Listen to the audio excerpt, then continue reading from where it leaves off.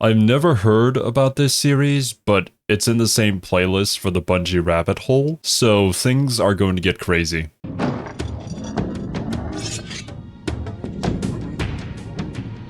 Interesting. This is a very different style from all the other games. Like, at least Pathways into Darkness, as well as Marathon, were quite similar, and you can definitely see a lot of the inspiration from Marathon to Halo. But what is this?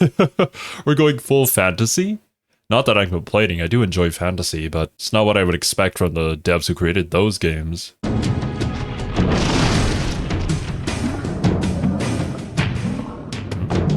What? What?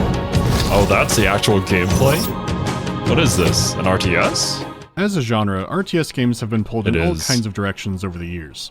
Some would mash up with city builders or action games, or kind of blur the line between itself and a tactics game. Yeah. Sure, some refined the build a base and beat up. Total War has been a lot of fun, even though I am generally extremely bad at RTS games. As a turn-based strategy gamer my entire life, it's pretty easy to see why. But I think it's a really cool genre that has unfortunately not received as much love as I think it deserves. And there hasn't really been any new RTS game that has come out which has kind of hit the mainstream. I feel like a lot of devs try to gear it towards esports, but because they do, then none of the casual players enjoy it. And then they try to gear it towards the esports players, but the esports players don't even enjoy it, so it's like, it's just a game made for nobody. Your enemy's formula. But getting there required some bold experiments. And this is what takes us slightly past the birth of Dune 2 and Command & Conquer to Myth. Now don't get me wrong, it's not the first ever real-time tactics game or anything like that. There were already a good chunk of others, and some got very detailed in unit management. What are their traits, what kind of socks do they wear, you know the drill. Myth is interesting because while it has small elements of that, the idea the developers had was to go make a big war game. This is a very interesting looking game.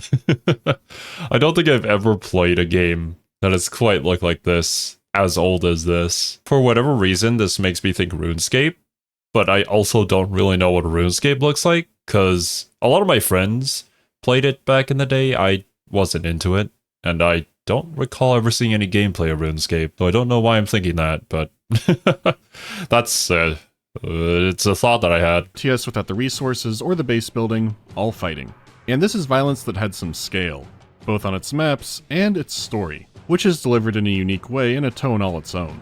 It currently comes with a third story, the tale of getting it to fucking play, so I'll regale you with that a bit. Myth is currently in the realm of abandonware, and while it's easy enough to find, getting it to run is tricky if you're not going to use a virtual machine.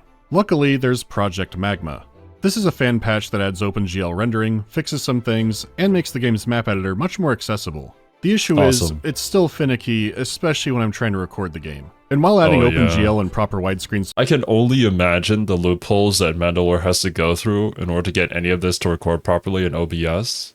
There are some games that we played here on the channel, which are a bit older.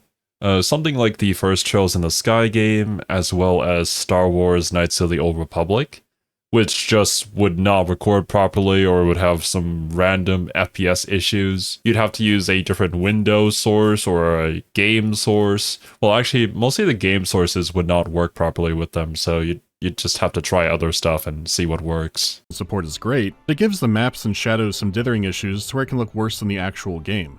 It's not Crysis or anything, so it's not hugely noticeable and can be fixed with a wrapper, but I was still having crashing and instability issues all over the place. So what most people recommend is Project Magma, for Myth 2.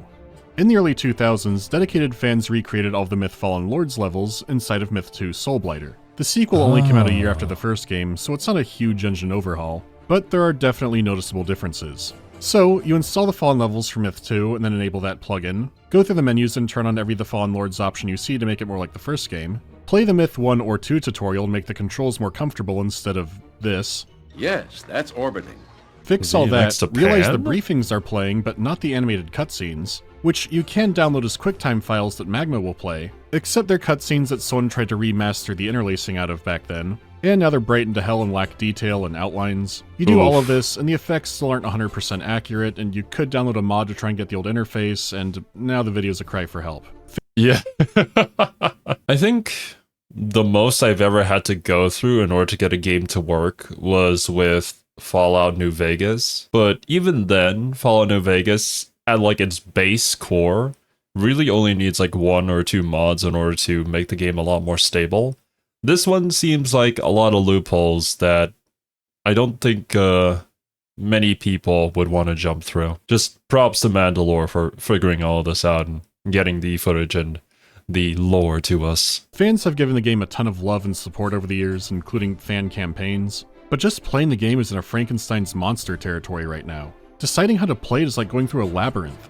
The most recommended path is fan pixel-by-pixel recreations of the first game inside the second game, with multiple options to emulate the first game, but still not perfectly. Flavor text can be inaccurate, how things can work aren't exactly the same. The authenticity versus access fight can be so strong here. There are options everywhere, so the version in this video is the one that currently most people are likely to play. It's not ideal, but now you know why things are this way.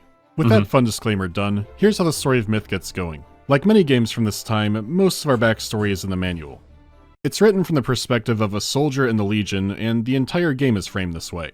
A lot of the information is fragmented or has ambiguous accuracy. Major events happen that you don't participate in during the game. The soldier here is writing about his 7th year of war in the North. For the past 50 years, the planet has been ravaged by an evil force called the Dark, which seems to happen a lot in these fantasy settings. But this time around, the Dark are a swarm of undead. They're led by a cryptic figure called Balor and his commanders, the Fallen Lords. The Fallen Lords were powerful spellcasters from the history of the world that Balor brought back to lead his armies. And they've been winning. A lot of the East was turned into a desert wasteland from their conquest. This feels like a pretty classic fantasy story.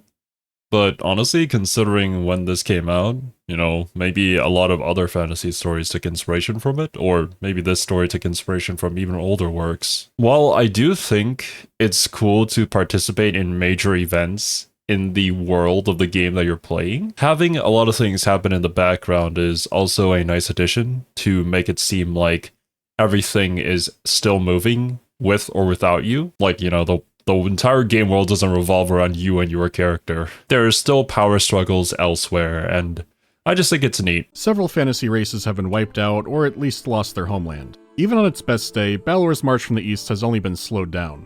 The soldier does have some hope to reflect on because this still isn't the worst thing that happened to the world. 1,000 years ago, the world was nearly destroyed by a race called the Mircridia, which are only said to be a race of flesh-eaters too horrible to describe. Then, at the same time a mysterious comet appeared in the skies, so did the hero Connaught rise out from the east. He was not only the first human to survive them, but to beat them, imprisoning them in an artifact called the Tane. After that, Connaught rose up to be emperor and ruled over the Age of Light. Then he died of natural causes or was assassinated. It's kind of lost to time. But before he passed, he sought out powerful artifacts, destroying those he could and hiding away the ones he couldn't. Presumably to stop more apocalypse events, but now Balor is running wild. The Stronghold of Madrigal is the last free city from the Dark. It and the Forces of Light are led by powerful spellcasters called the Nine. The soldier hears a rumor that the Nine have— The Nine? Like, I'm trying to look for the connections back to the Marathon lore. I'm not really seeing it, apart from some pretty obvious parallels, like the 9, the 7. Unless if there was something related to the 9 in another game. I think I might just be focusing too much on 7s. The power of 7! Maybe in this game it's just the power of 9. Found something that can turn the tide of the war. Maybe an artifact that Connaught hid away, which you see in the opening cutscene. Which is a strange art style for the material. It's sitting right between a Disney Renaissance look and a Saturday morning cartoon. I don't know, I guess I wasn't expecting a Scooby-Doo lick from the Forces of Darkness. It's not like Bible story animation bad, but it's weird. Anyhow, here's what can win the war.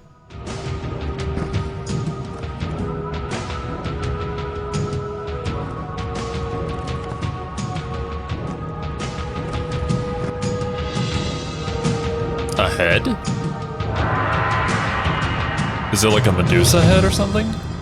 Once again, head will save the day. You can paint Oh, that's such a good line. And so true. If only we could all get head. Oh, there would be no more wars. Around what's left of the Boned World and try to stop Balor and the Fallen Lords. Which does look fairly simple gameplay-wise, but boy can this game be a lot. Casualty. Let's start with the graphics. Does it? Okay, is this a Mandalore edit? Or do they actually just say casualty every single time one of your soldiers dies? Imagine if Warhammer 3 did this with all of your Skaven units. For like, if they got killed by the enemy or got killed by your own units, it's just casualty, casualty, casualty, just spamming the entire battle. That'll be a nightmare to play. I'd just mute the game at that point. For a strategy game of its time, it's pretty impressive looking, with a giant asterisk of for a 3D game. It doesn't quite hit that level of timeless 2D sprite work that was really hitting its stride in the early 2000s, but even though it looks comparatively barren nowadays, there's still a lot I find visually appealing about it. Granted, some effects are additions from the Myth 2 engine like water reflections, but most of what's great was there from the beginning. The art direction for the units is great and they really pop against the landscape. Even as things get busy when you duke it out with the undead, things stay readable. Light units can have eye-catching reflective metal effects on their armor and weapons, and the dark units will show up with really unique silhouettes and striking colors. That is true. I think that clarity is an often overlooked side of most of these kinds of video games, because a lot of the time as a casual, like, I guess viewer, I can't even call myself player of RTS games, it's difficult for me to really understand what's going on. So having things be very readable is a good quality that I hope a lot of designers think about, even more so than just, you know, making it seem super realistic or fancy. Just make it so that I can understand what's going on with all my units. I mean, how Myth uses its color palette all around is excellent. Units can have slight variety to them for flavor, but never enough to throw you off. Design-wise, most of the light units especially aren't very creative. They'd easily lose their identity in a lineup of fantasy creatures and warriors. Yeah. However, their brightly colored designs and good animation work do make them fun to watch, especially when the battles really get going. Myth showcases a decent amount of physics in it. On a gameplay side, you have to worry about physical objects like trees and buildings blocking your archer's arrows, and elevation is... Dude. Why? Like, that mechanic is also in Warhammer 3, and I'm like, if my artillery can destroy a fortified city wall, why can it not destroy a tree? Are the trees just built different? taken into account for accuracy or your own bombs rolling back at you. Even weather, beyond being a cool detail to add some more atmosphere into the game, has its effects. Molotov cocktails already get dunked out in water, so if it's raining, it's not guaranteed, but there's a high chance. Even here... Oh, that's pretty neat. I don't recall if in the older Total War games this was a thing. I think it was. In Warhammer 3, it's not really something you need to think about. It's more just the elevation of the terrain. And while I think it would make the game a lot more complicated, something like where you would want to position your archers depending on the direction of the wind could be a cool idea, which is maybe something that some other Total War game has already done before. But in a game as old as this, I think it's pretty neat. Here you can see the bottles physically bouncing off the Bone Patrol. What's especially noteworthy is how gory this game can get. Magic can explode a thrall into red mist, or a giant can slap an ass back into the Ptolemaic dynasty. Slap that ass. I appreciate how destructive these simple fights can be. Ooh! The battlefields themselves can be absolutely wrecked from the carnage. Obviously, it's cool for battles to leave a giant trail of blood and debris in their wake, but it makes the combat way more satisfying and adds so much spectacle. It's a fairly simple and charming looking game without it, but with it, that adds some staying power. The actual 3D elements on the maps are very simple most of the time, but it gave it scale and they used clever techniques like painting the shadows on the ground surfaces. It's still all in service of the fights and making the big war game look appealing. Every so often you'll see some unique bits in the landscape or details that help drive the story, but that stuff is still mainly confined to the briefings. There are still times where a map will show deeper parts of the lore or add more to a mystery. It's serviceable nowadays, it's fine. You can see it. As for the sound design, I think a lot of Warhammer 3 maps do a fairly good job of really immersing you in the region of whatever faction that you're fighting, playing as, the area that the battle is occurring, and there being like little references to certain bits and pieces of lore or a particular kind of architecture. I would think that for an RTS game, the way that your map looks is very important, because you can utilize it to help tell the story. Since I feel like most sections, if you're just like a pure RTS game, there's not going to be too many opportunities apart from just like throwing a cutscene into the player's face or like doing a lore dump on them between battles, which it's fine, but it would be better, I think, if you could match the two with the gameplay. Myth is in a weird place. Based off looking at it, the game mostly sounds exactly how you think it would. Fairly simple, yeah.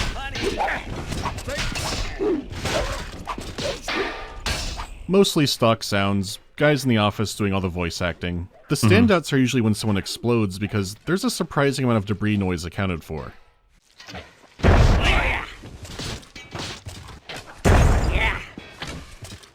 What definitely sticks out is there's no music. Missions could have a lot of ambient sound, but that's all you're getting. Not again, no! Marathon 2 and Marathon Infinity, as well as Pathways into Darkness, back at it again. Do we just not have a music guy? Are we still experimenting with creating immersive gameplay by using just sound design?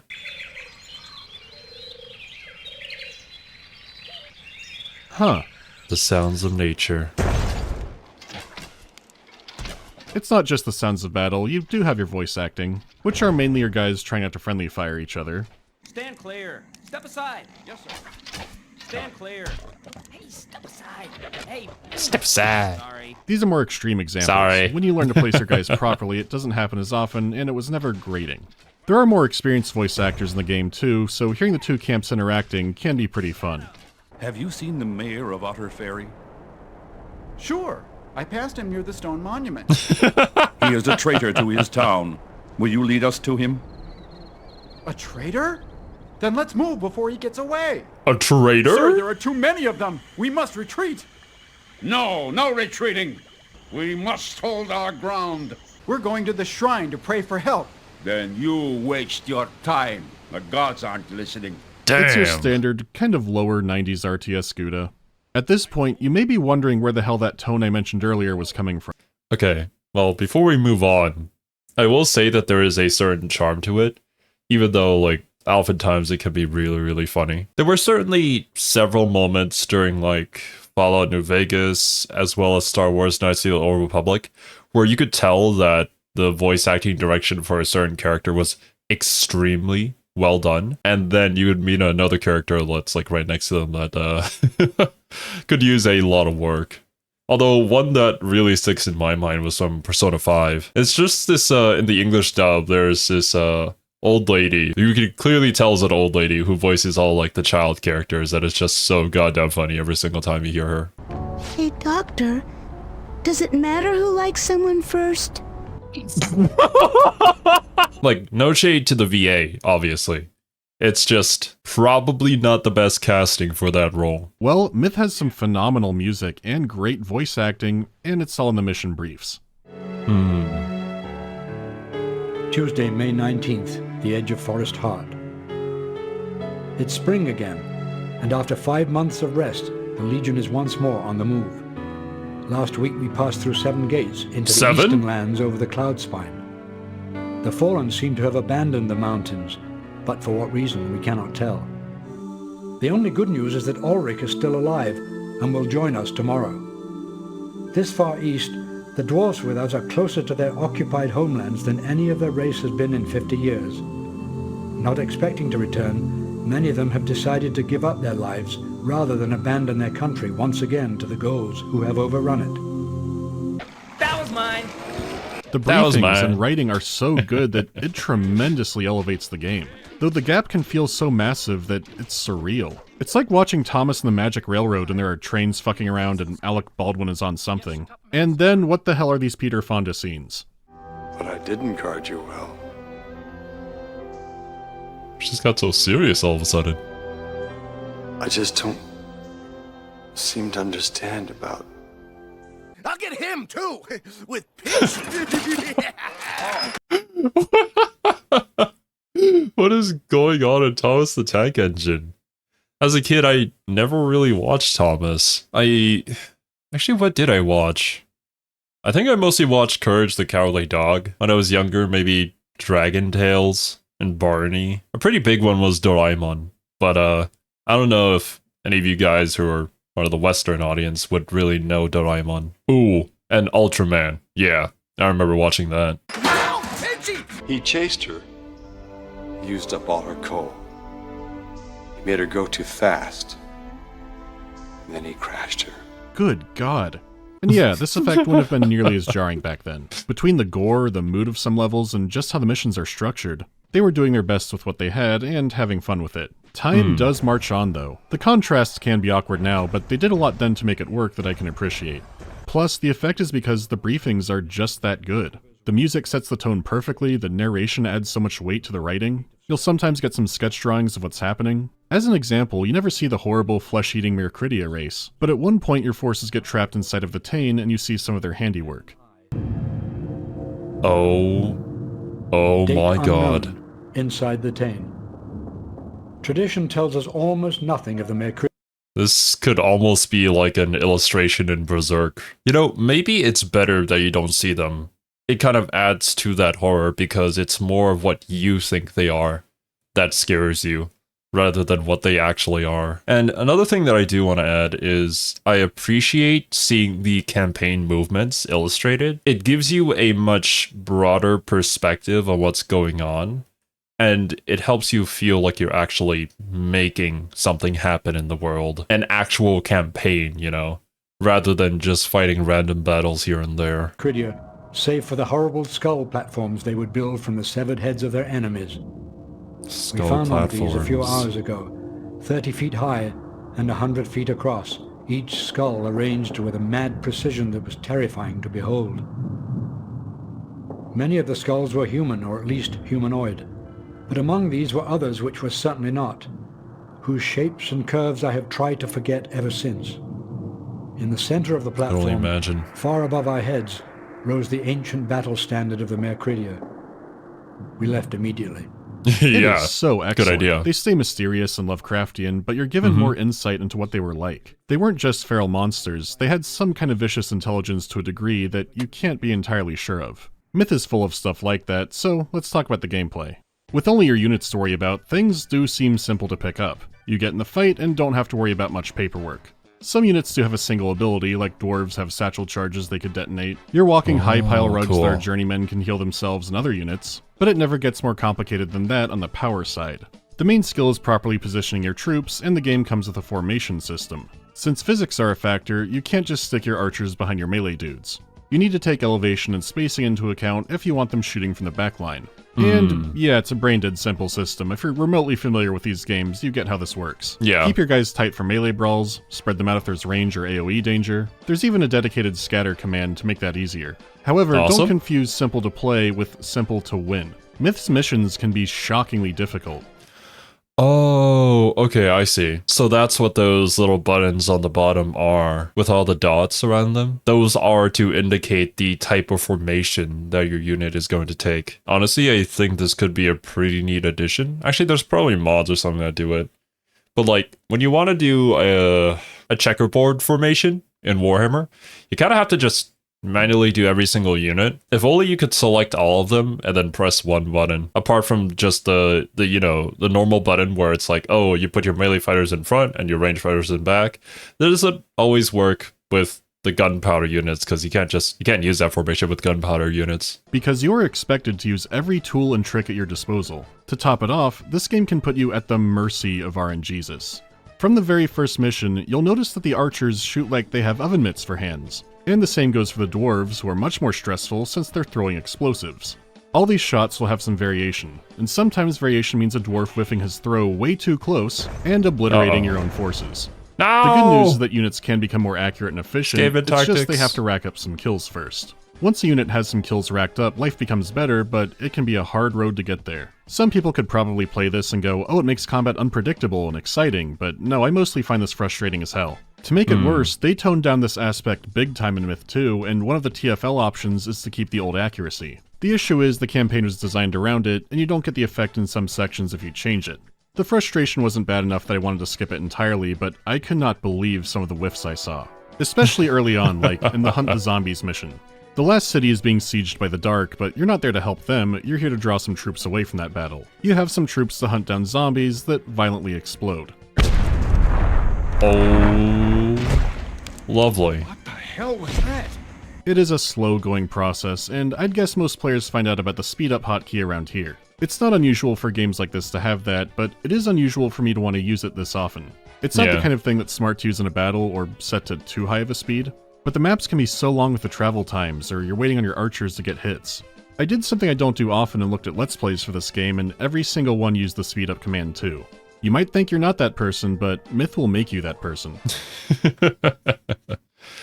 I usually use the slow down command, or pausing in Warhammer, but when it comes to siege battles, yeah, just speed that up a little bit. I think it's good that they added it in though, because there is this whole RNG aspect to fights, as well as the maps just being something you have to manually traverse. So it makes sense that it's there, but I don't really have much experience with them, so I can't say. I'm just kind of wondering what an RTS without that sort of button to conveniently like speed up things or to pause things would be like, or like how well balanced the game would have to be, how well designed it would have to be in order for things to just flow and make sense and not be just a total drag to play. I guess that we're just gonna have to try it out at some point. I mean, we've got Dawn of War as well as Battlefleet Gothic Armada lined up, so maybe someday I'll learn about that. Looping back to the accuracy aspect, that's not the main source of the difficulty. The whole losing the war thing isn't just flavor, you feel it in the missions. The Fallen Lords are relentless.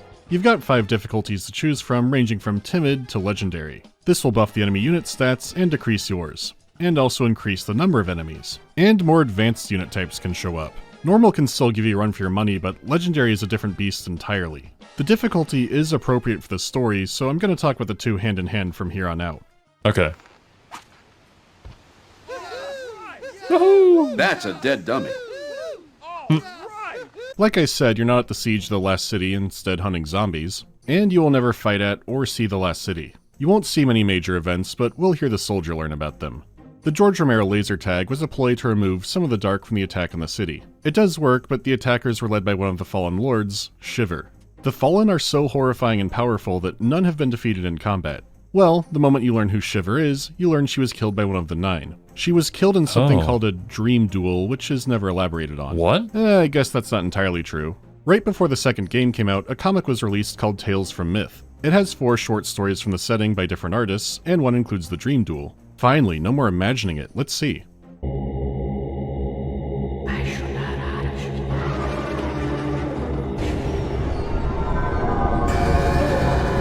What Never am I mind. looking at? It only says the secret. Just pure nightmare fuel? Well, I mean, it's a dream duel, I guess that makes sense. But honestly, this is kind of piquing my interest because I love dark fantasy.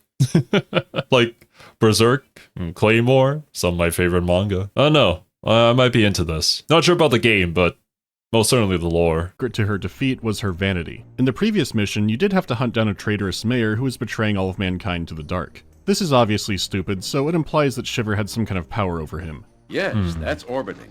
The secret was revealed by the Head, who claims to be an ancient enemy of Shiver and all the others. He wants the 9 and the Forces of Light to get the Total Codex.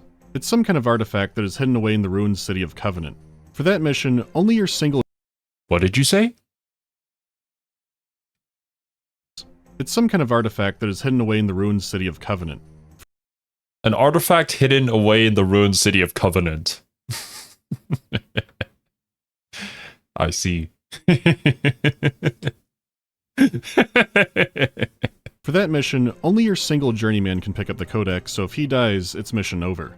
The journeymen are neat. They're basically the remains of the Praetorian Guard that served in Connaught's empire. Since that was burned down 50 years ago, they now wander the earth and fight with a shovel. They have long lives, and some have gone crazy. In the manual prologue, one shows up who is just a flat earther. He says the earth is like a double-sided coin flipping through the air, shifting between ages of dark and light. The centrifugal force is sorcery beyond our comprehension, holding the souls of both living and dead to its surface. This is a badass thing to say to a stranger, but I have heard a similar story from a tweaker in Chicago. The fight for the codex was already underway when you get Specifically Chicago. Wasn't there something about the night sky in Chicago? there, and it's lying right there in the grass. Mission accomplished. After you escape. Oh, Another great no. detail is that the missions have unique end screen art, both for winning and for losing, nice. which isn't something you see often compared to a mission failed screen. It's almost like they knew you were going to be own-zoned. Anyways, the value... I think, honestly, more games should have that, but I can understand that it's a lot of extra work for something that most players probably won't end up seeing. So I guess maybe it's relegated to games where they know you're gonna get owned.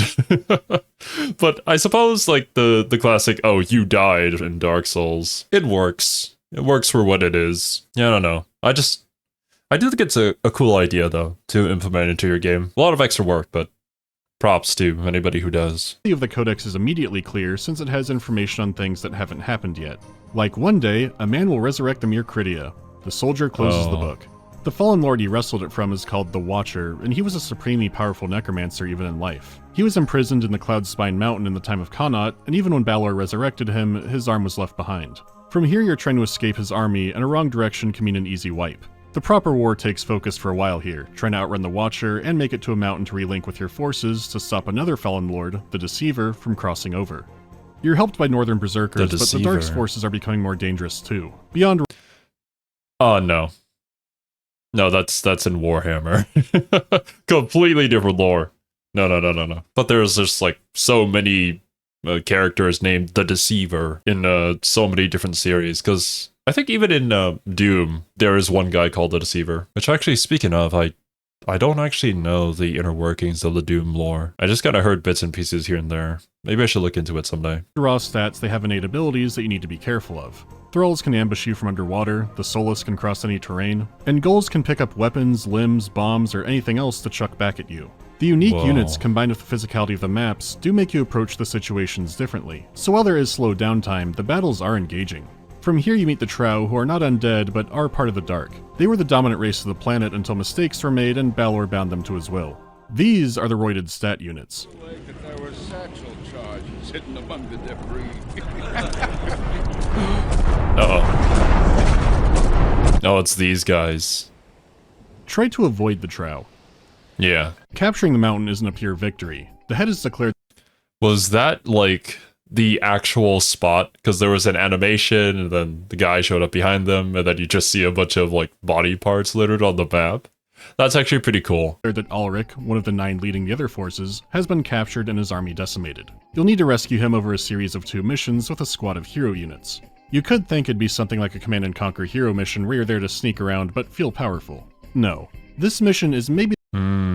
I've heard Command and Conquer is like one of the best RTSs out there. Still, very beloved by so many people. Don't really know too much about it though. Maybe the most representative of the game. You need to play as tactically and carefully as possible, using all the abilities your units have. No one is allowed to die, and even on normal, you'll be facing down triple-digit enemies. These are not superheroes, they're marginally better than your regulars. You have to use positioning to your advantage, try to fight the enemy in choke points, use traps. This is the essence of the game boiled down to what might feel like cheesing in another game is what you're expected to do here. You can easily make a mistake and lose, but you can save any time, and the story is compelling enough to keep going. The act of getting new soldiers also gives you new little quotes about the setting. They're fragmented like the journal, but sound more interesting and start to come together the more you play the game. Though in more engine fun, sometimes you get a Myth 2 quote by mistake. Again, Frankenstein.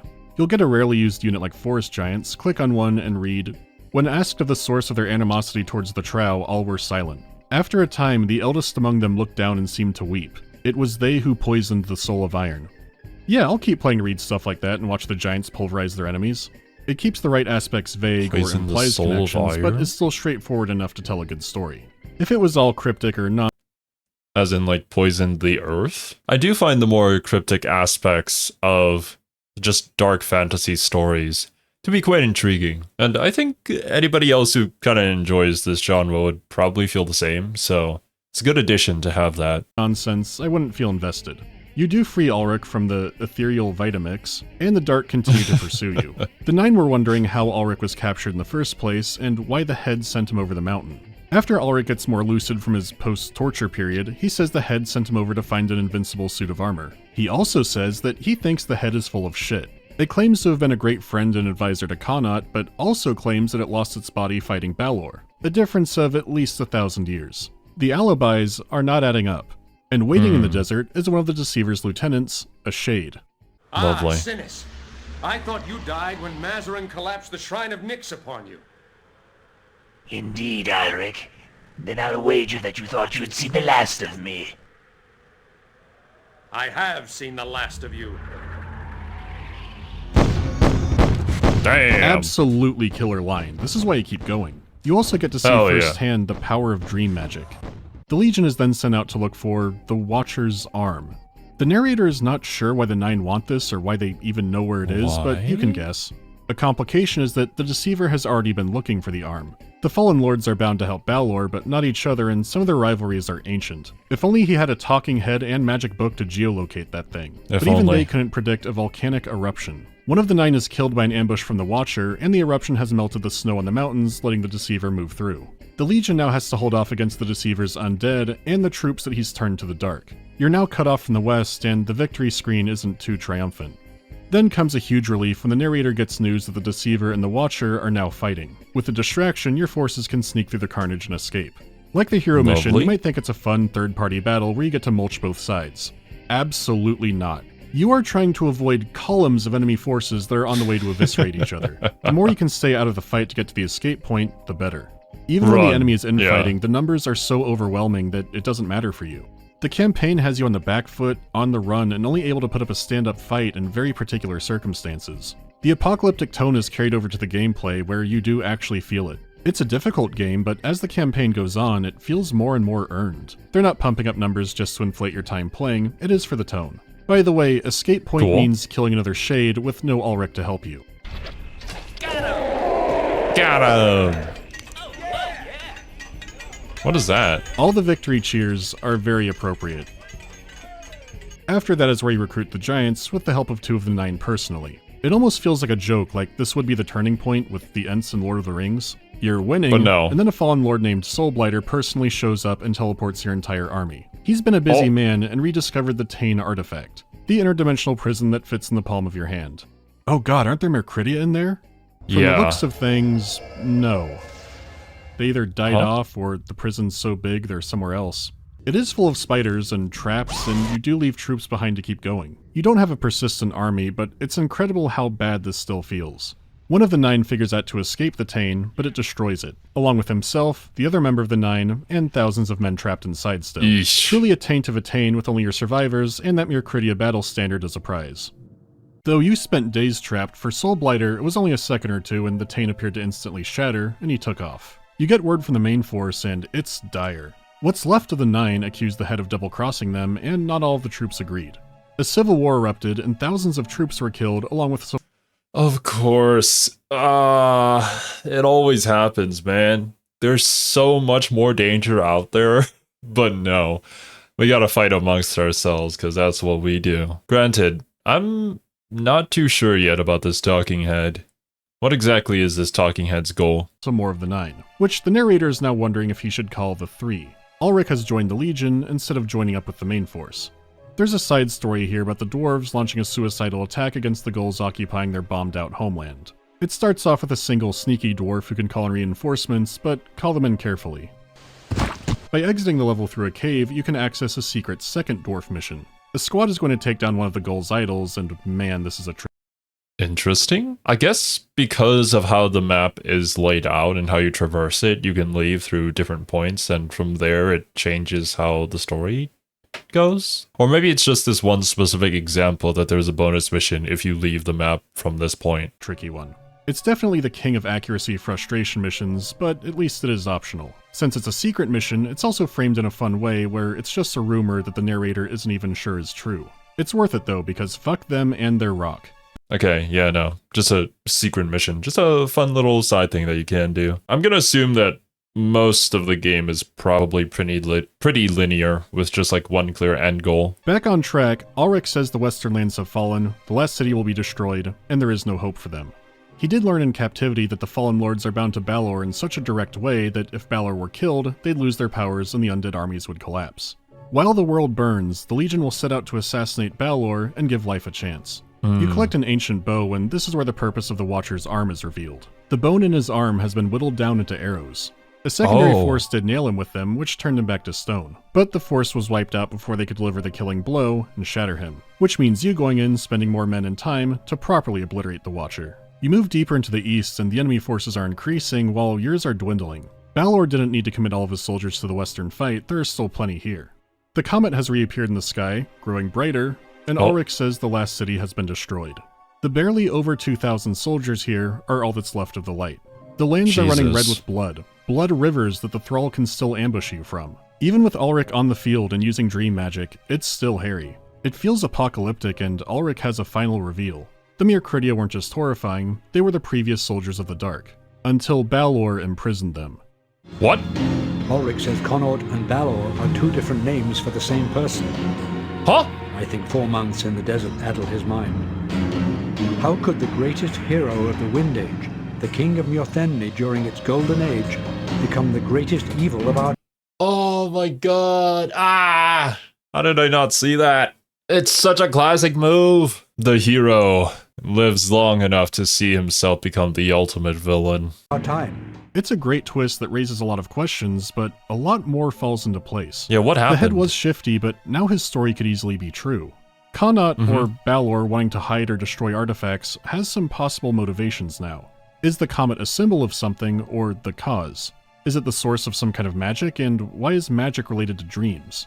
There's not much time to ponder it, since already— Wait, don't tell me this comet is a little funny ball traveling around in space. We don't need nothing like that, alright? Rick has a plan to draw out Balor. By raising the Mirkridia battle standard outside his fortress, he thinks this will piss him off enough that he'll personally come out to destroy it. With that will come a chance to strike him. The plan is put into motion, and it works. Balor comes out in his bright white paladin armor. If you have any unit between him and the banner, he will kill it harder than I've seen most things in a game die. Holy shit, I love video games. Where did you find that accursed thing, Alric? And what madness made you raise it here? As a lesson in humility, Balor. Then I have a lesson for you as well. Casualties. Balor is so powerful. He sends waves of minions to whittle you down, but unlike other boss fights where you've chunked their health or they're hiding, this comes across as Balor toying with you and getting revenge for making him see that banner. Like, how are you even supposed to defeat that? If he can, with one swing of his sword, get rid of an entire squad of your units. Also, I find it kind of interesting that the big evil demon lord is in full white paladin armor. But I suppose that's more in reference to his previous achievements. Or maybe there's yet another twist coming up here. That Balor was actually saving everybody by murdering everyone. No, probably not. Even now, the Dark Lord is harrowed seeing anything reminding him of the Mirkridia. The rest of your legion has been destroyed, Alric. What more can you do with this handful of men? Jesus. Join me or die, Alric. You cannot hope to win this battle. I do not need to win the battle, Balor. Only to kill you. Finally, you get Ulrich close enough to immobilize him. Kill him! Kill him! Yes! The Dark Lord is defeated by a swarm of berserkers.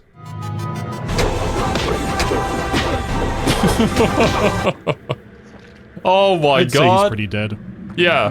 Balor has been killed before, Ulrich told us after we raised the Mirkridian standard. Huh?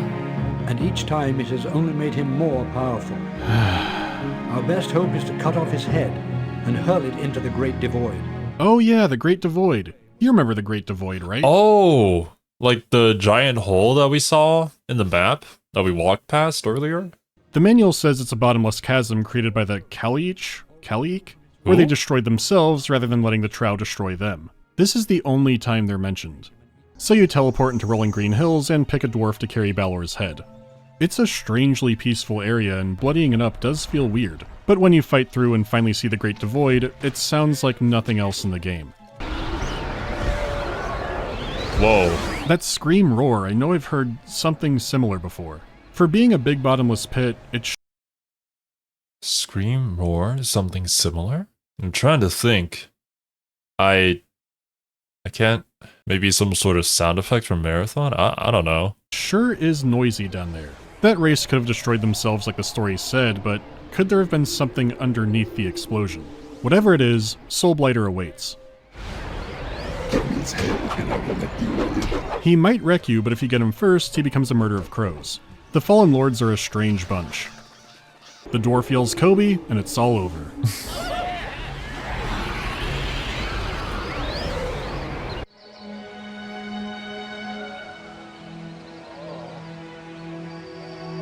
Wow, what a lovely landscape.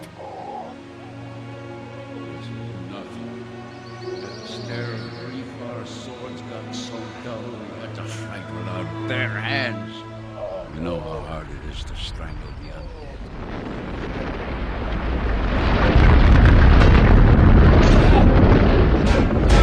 Just body parts flying. The Fallen are defeated, and maybe a lot of people just exploded. So, wait. Was that the body parts of the people who threw the head into the hole? Oh no, there's just no winning. Man, what a game. Gameplay-wise, I'd say it hasn't aged as well as other strategy games from this period, but it does so much right to stay pretty compelling anyways. The ending does leave a lot of mysteries open, but it's still a satisfying conclusion to the war. The Dark were defeated at the cost of near everything, with less than 30 survivors in the Legion. The evil was defeated, but it's still bittersweet.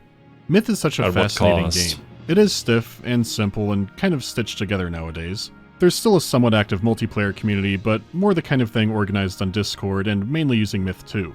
It's good the sequel only came out about a year later because a lot was left unanswered, and some are addressed in the sequel. How is Connaught now Balor? How did he go from destroying the Dark to leading it? Who or what is the head? What is the significance of the comet? Why is Balor utterly destroyed by chucking his head into a big hole that's emanating eldritch noises? Is Bigfoot or the Iowa Stickman down there? Well, it's difficult. Oh.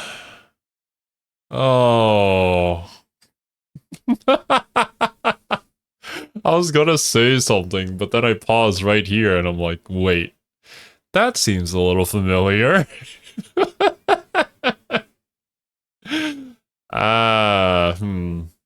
I think I'm just gonna go back a few seconds and we'll let this play out. It's emanating eldritch noises.